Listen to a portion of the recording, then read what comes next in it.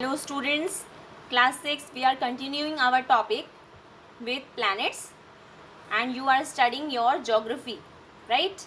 देखिए planets क्या होते हैं. The word planet is derived from a Greek word planets mean wanderer.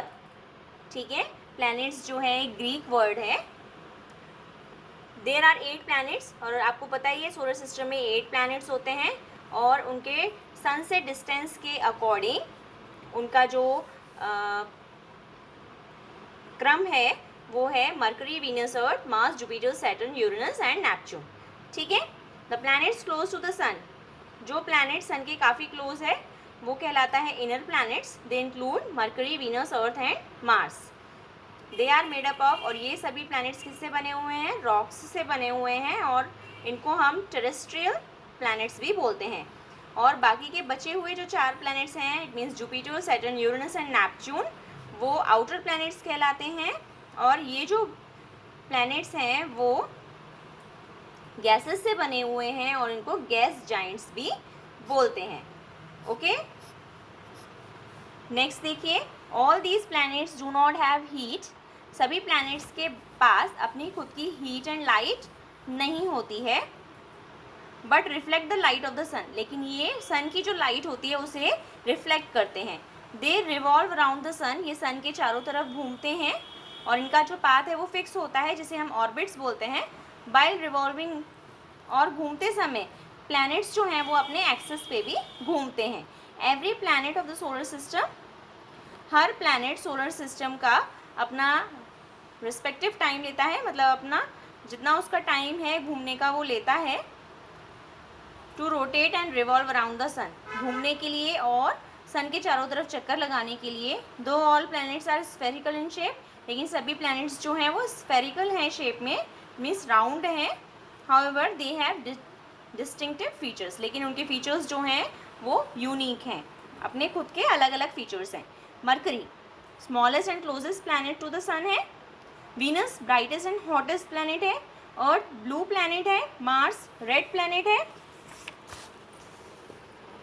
Jupiter biggest planet है. Saturn planet with the largest number of rings, Saturn जो है ऐसा planet है जिसके चारों तरफ रिंग्स हैं. Uranus an ice giant. Neptune farthest planet from the sun, ये सबसे दूरी पर है, राइट. नेक्स्ट देखिए, अर्थ, हम अर्थ पर रहते हैं और on the basis of distance, और सन से डिस्टेंस के अकॉर्डिंग ये 3rd प्लेस पर आता है. इसकी शेप स्फेरिकल है, slightly flattened at the pole, poles पर ये थोड़ी सी चपटी है, फ्लैटेंड है. And bulging from the equator, bulging मतलब उभरी हुई है इक्वेटर की साइड से. It is considered an unique planet, और इसको एक यूनिक प्लैनेट बोला जाता है क्योंकि यहाँ पर लाइफ है, राइट. तो अर्थ पर लाइफ को पॉसिबल बनाने वाले क्या क्या फैक्टर्स हैं? ड्यू टू अर्थ का डिस्टेंस सन से एडिक्वेट है, जो कि यहाँ पर टेम्परेचर को ना तो ज़्यादा गर्म रहने देता है और ना ही ज़्यादा ठंडा. About 3/4 of the surface of the Earth, 3/4 surface Earth की वाटर से कवर्ड है, इसीलिए ये दिखने में ब्लू लगती है स्पेस से देखने में, और इसीलिए इसे ब्लू प्लैनेट भी बोलते हैं.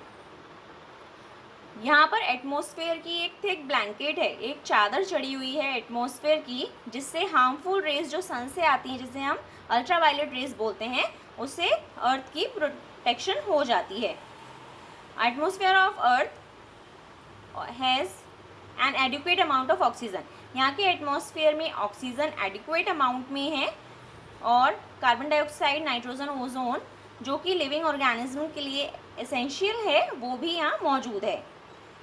Soil of earth is also suitable, और अर्थ की जो सॉइल है वो भी क्रॉप्स को ग्रो करने के लिए काफ़ी अच्छी है. Next topic is satellite. Satellites. The word satellite is derived from the Latin word satellus, right? तो ये सैटेलिस वर्ड से सैटेलाइट वर्ड डराइव हुआ है, और ये एक लैटिन वर्ड है मीनिंग कंपेनियन और एन अटेंडेंट, जिसका मतलब होता है कंपेनियन या साथी या फिर अटेंडेंट. ठीक है. Satellite are celestial objects, satellites भी सेलेस्टियल ऑब्जेक्ट्स हैं जो कि प्लैनेट्स के चारों तरफ घूमते हैं जैसे प्लैनेट्स के पास खुद का हीट एंड लाइट नहीं होता है, लेकिन ये reflect the light of the sun की लाइट को रिफ्लेक्ट करते हैं। Different planets have different number of satellites, और डिफरेंट प्लैनेट्स के पास डिफरेंट नंबर में सैटेलाइट्स हैं। Mercury and Venus do not have any satellite. Mercury और वीनस के पास कोई भी सैटेलाइट नहीं है। अर्थ के पास 1 है, मार्स के पास 2 हैं, जुपिटर 79 है, सैटर्न के पास 61 है, यूरेनस 27 है, नेपच्यून 14 सैटेलाइट्स होल्ड करता है। ठीक है, नेक्स्ट देखिए मून। अर्थ सैटेलाइट, मून जो है अर्थ की सैटेलाइट है, has only 1 satellite is moon. The diameter of the moon is 1/4 of the diameter of the Earth. Earth का जो डायमीटर है उसका 1/4 करें तो मून का डायमीटर आ जाएगा। और इसकी अर्थ से डिस्टेंस जो है मून की वो है 3,84,400 किलोमीटर्स, और it is closer to the Earth than the sun. और ये जो है सन से ज़्यादा अर्थ के पास है। There are only mountains, plains and depressions on the moon surface. और इसकी सरफेस पे माउंटेन्स, प्लेन्स एंड डिप्रेशंस हैं। डिप्रेशंस मतलब खड्डे। The moon has no light of its own, moon के पास खुद की लाइट नहीं है, और it reflects the light of the sun, और ये भी सन की लाइट से ही चमकता है। It takes about 28 days and 8 hours to revolve around the Earth. और इसको 28 days 8 hours लगते हैं अर्थ के चारों तरफ घूमने में, and the same time to rotate on its axis to, और अपनी एक्सिस पर घूमने के लिए भी उसको इतना ही टाइम लगता है। As a result we get to see only 1 side of the moon, और इसी के कारण हम मून की केवल एक साइड को देख पाते हैं। नेक्स्ट देखिए phases of the moon. Phases, the moon appears in the sky in different shapes. Moon जो है स्काई में डिफरेंट शेप्स का आपको नज़र आता है। The different shapes of the moon, और इन डिफरेंट फेजेस को हम फेजेस ऑफ द मून बोलते हैं।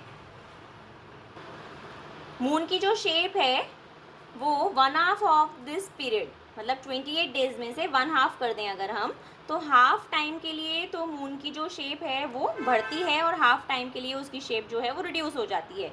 तो the period when the shape of the moon grows, तो जब मून की शेप बढ़ती है तो उसे हम बोलते हैं वैक्सिंग पीरियड, और जब मून की शेप जो है वो रिड्यूस होती है तो उसे हम बोलते हैं वेनिंग पीरियड, राइट। तो when the side of the moon facing earth does not receive sunlight, तो मून जब अर्थ को फेस करता है और उसको सनलाइट नहीं मिलती है तो हम मून को नहीं देख पाते हैं। This is known as new moon, और इसी को हम न्यू मून के नाम से या फिर अमावस्या के नाम से जानते हैं। When the moon looks like a full disc, और जब मून जो है वो फुल डिस्क मतलब पूरा गोल आकार का दिखता है तो हम उसे बोलते हैं फुल मून या फिर पूर्णिमा। नेक्स्ट देखिए एस्ट्रॉइड्स। एस्ट्रॉइड्स क्या हैं? Asteroids are broken pieces of probably an exploded planet. Broken मतलब टूटे हुए पीसेज हैं, जब कोई प्लैनेट एक्सप्लोड हो गया होगा, मतलब फट गया होगा, जो कि सन के चारों तरफ चक्कर लगाता होगा। There orbits lies between the orbits of Mars and Jupiter, और उनके ऑर्बिट्स जो हैं वो मार्स और जुपिटर के बीच में लाई करते हैं। These asteroids very in sizes, ये एस्ट्रॉइड्स जो हैं वो साइज में अलग अलग होते हैं। Series is the largest asteroid. Series जो है वो लार्जेस्ट एस्ट्रॉइड है जिसका डायमीटर है 700 किलोमीटर्स। नेक्स्ट देखिए meteors. Meteors are small pieces of rocks. Meteors जो हैं वो छोटे छोटे पत्थरों के टुकड़े हैं जो कि सन के चारों तरफ चक्कर लगाते हैं। Sometimes these rocks enter earth atmosphere. कुछ समय क्या होता है कि ये जो मिटियोर्स हैं वो अर्थ के एटमॉस्फेयर में आ जाते हैं, एंटर कर जाते हैं बहुत ही ज़्यादा स्पीड के साथ, लेकिन फ्रिक्शन की वजह से विद एयर, मतलब जब ये घिसते हैं और एयर में बहुत तेज़ी से आते टाइम, तो ये जनरली जो हैं वो जल जाते हैं अर्थ की सरफेस पे पहुंचने से पहले ही। And appear to us as shooting stars, और हमें ये शूटिंग स्टार्स की तरह दिखते हैं क्योंकि ये जलते हैं। However when a meteor reaches earth without being completely burn, लेकिन जब मेटियोर्स जो हैं अर्थ की सरफेस पर बिना जले पहुंच जाते हैं तो ये अर्थ की सरफेस पे एक बहुत बड़ा होल क्रिएट कर देते हैं, large hollow in the ground, और जिसे हम क्या बोलते हैं? क्रेटर बोलते हैं। The chunks that fall on the surface of the Earth are known as meteorites, और जो छोटे छोटे टुकड़े अर्थ की सरफेस पर गिर जाते हैं उन्हें हम मेटियोराइट्स बोलते हैं। Now the last topic is comets. Comets are masses of ice, dust and gases. Comets जो हैं वो मासेस है, मतलब इकट्ठी हुई आइस है, डस्ट है या फिर गैस है जो कि सन के चारों तरफ घूमती हैं। When a comet come close to the sun, जब कोई कॉमेट सन के क्लोज में आता है तो वो हीटअप हो जाता है और गैस में कन्वर्ट हो जाता है। It appears like a bright star with a long tail, और ये दिखने में एक ब्राइट स्टार मतलब चमकता हुआ तारे की तरह दिखता है जिसकी एक लॉन्ग टेल होती है।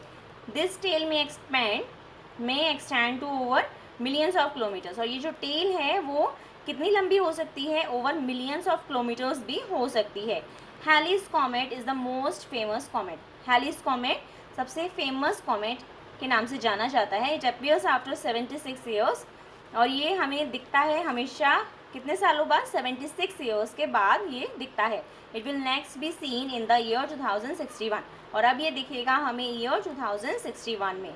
राइट स्टूडेंट्स, ये चैप्टर की थ्योरी आपकी ख़त्म हुई। नाउ आपके क्वेश्चन आंसर्स भेजे जाएंगे एंड बुक एक्सरसाइज आप फिल कीजिएगा। Till then bye.